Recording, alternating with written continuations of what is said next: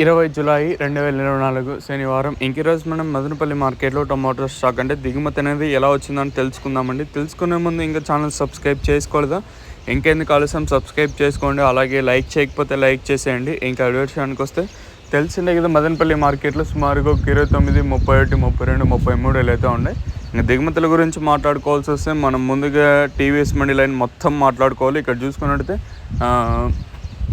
TVS మండి లైన్లో అలాగే GPR, MRM, Bhagyalakshmi, starting, పాతాళం ఓవరాల్గా చూసుకుంటే ఒక 5% ఇంకా 10-15% మేర దిగుమతి అయితే తగ్గింది. మామూలుగా శనివారం మదనపల్లి మార్కెట్కి అయితే దిగుమతి అనేది తక్కువగానే వస్తూ ఉంటాయి.